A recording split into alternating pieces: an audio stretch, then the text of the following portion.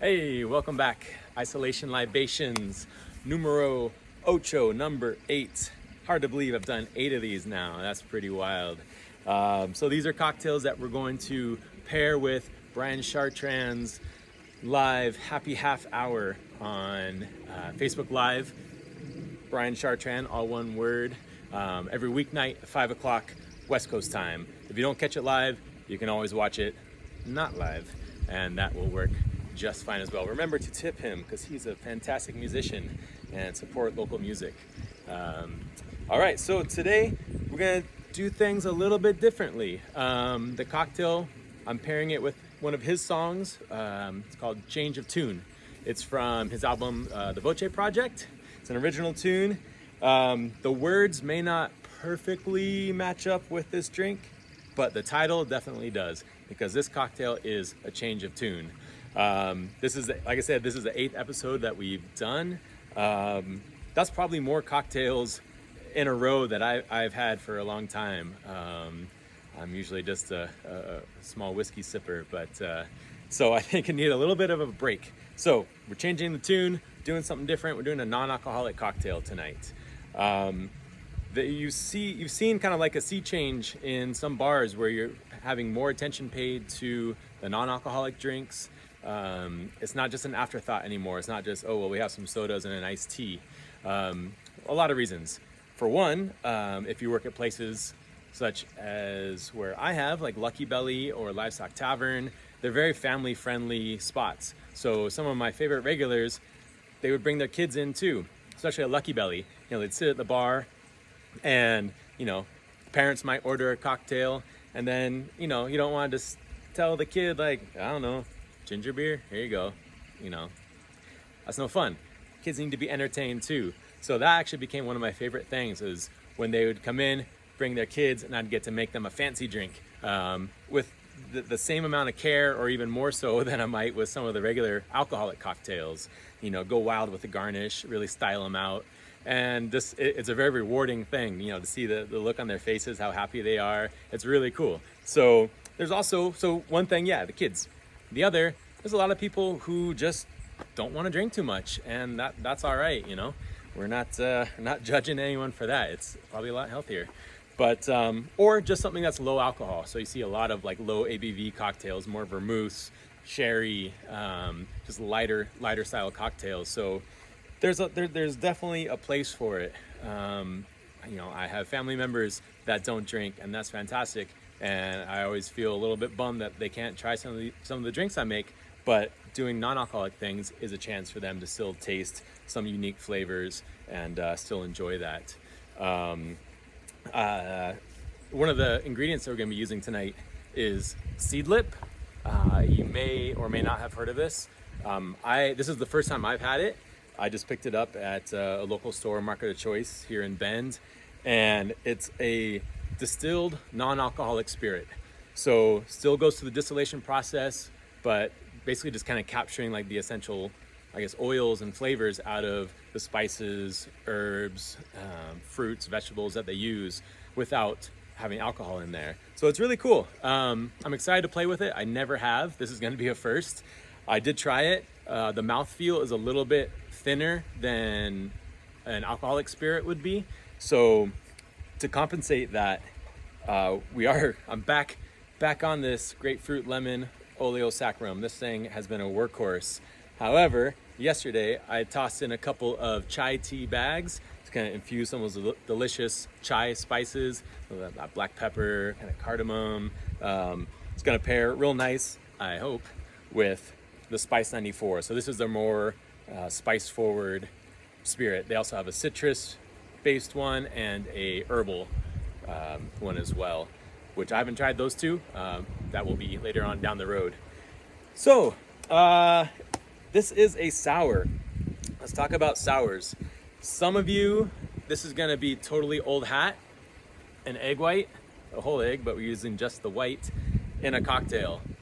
Some people, such as Taimane Gardner, I'm looking at you, you love your egg white cocktails. Other people might be a little freaked out, like, why would you put an egg white? That's weird, just raw. It's not weird. Classically, sours, whiskey sours would have that egg white in there. It just gives it a nice frothy, full body, changes the texture, changes the mouthfeel. This makes it a little bit more unique, a little bit more interesting, but it really doesn't do much flavor. If you're still weirded out by doing the egg white, I believe you can buy like pasteurized egg whites, like in a little carton. If your name is Dean Onizuka, you can use powdered egg whites. I will shake my head at you, but you can do it. Dean, go ahead, man. You know, we'll do a side-by-side, see how it works out. Anywho, yeah, I believe that's it. Ingredients: lemon juice, the Seedlip, the chai infused oleosaccharum egg white. I've got my little plate for garnish, some black pepper and a little bit of cinnamon. If I had a cinnamon stick, I'd probably grate it on there on top, but I don't have one. And again, we're not supposed to go to the store, so use what is in the kitchen, what's in the pantry, and just run with it. All right, let's get this started. Separating the egg white from the yolk. My hands are really cold right now. It was snowing a second ago, but hopefully I'm still nimble enough to do this. So you're just gonna kind of pour it back and forth. I guess you could probably just do it into a cup and like fork out the yolk, but you should practice doing this anyway. If you're baking, this is a skill you're gonna wanna know. Save the yolk, you can make like a custard. My dogs will be eating this later, so that's cool. I'm just gonna put it right in there. Oh, it's gone. All right, so once again, talking about the order that you add ingredients. This is a very easy thing to screw up. You can drop the yolk in there, you can drop a big chunk of shell in there. So if you're making an egg white cocktail, always do the egg first, because if you put your spirits in there, all the other stuff, then do the egg and the yolk goes in, you're dumping all that stuff, and that is a huge waste, and your bosses will get very mad at you. So don't do that. All right, once again, so this is a sour, so we want a little bit more sourness. So again, going to use a full ounce of lemon juice, because if it's called a sour, it should probably be sour. Call me crazy.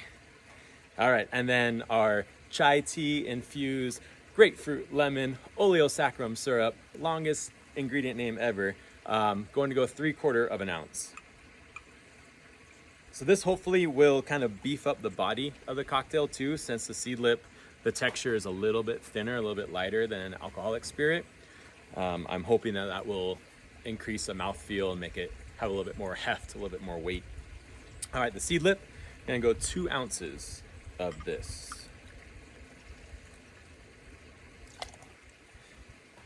Little behind the scenes secret, I usually will take a little shot of whatever spirit I'm using before I start recording the video. That wouldn't really do anything with this. It's delicious, but doesn't have quite the same punch, but that's all right. Okay, now let's talk about shaking our egg white cocktails. For egg white cocktails, you're gonna need to shake it twice. You're gonna need to do a dry shake.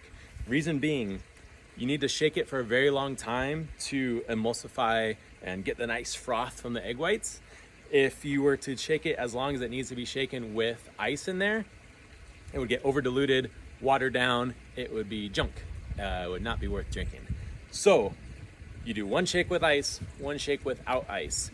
For many, many years, people always would shake it without ice first. So do a dry shake without ice, then add ice, shake it again, and then strain it out into your glass. A few years ago, some of us in Chinatown, I'm not sure, I think I heard it from Justin Park. Again, I hear a lot of stuff from that guy, smart man, about doing a reverse dry shake. So that would be, we start with the ice first, chill it down, get it as diluted as you want, and then strain it back out, and you dump the ice, put it back in there, and then shake it without ice. You'll still have a little bit of like ice crystals in there, but they'll break down while you're doing that kind of dry shake. That's another kind of nice way that you can tell that it's probably getting about done. You've wow, what are the words? Shaken it long enough. And then you can strain it out. Then you also don't have to fine strain it because you don't have too many little ice crystals. You can just do a single strain and it comes out real nice. That's the way I've been doing it for a few years now. People will argue either way. Try it yourself, try both ways, see what you like better. Again, no wrong answer when it's, for yourself.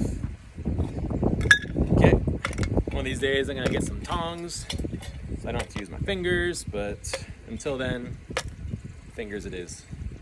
Okay. So I really feel like I should have some interlude music right now because this is a bit of a long shake. Maybe you can watch the snow falling.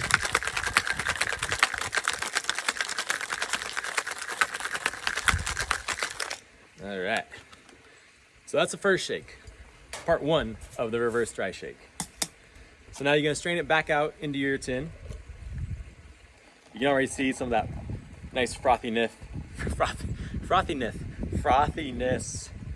from the egg white. I didn't think there was alcohol in that Seedlip, but oof. Okay, and then with your ice, discard it. So then you're gonna pour it back in, seal that back up, and then give it a shake. I don't know if you can hear little bits of ice in there. This is gonna get your hands really cold. That's a good thing. Again, we need some interlude music. Maybe someday when we're not all on isolation, I can have like Brian here actually playing a song while I shake. Okay, when your hands feel like they're kind of burning from being cold and you don't hear the ice crystals anymore and it starts snowing, that's when you know when you're done.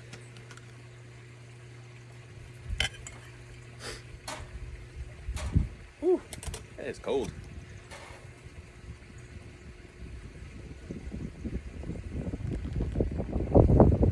Oh, and the wind blows it away.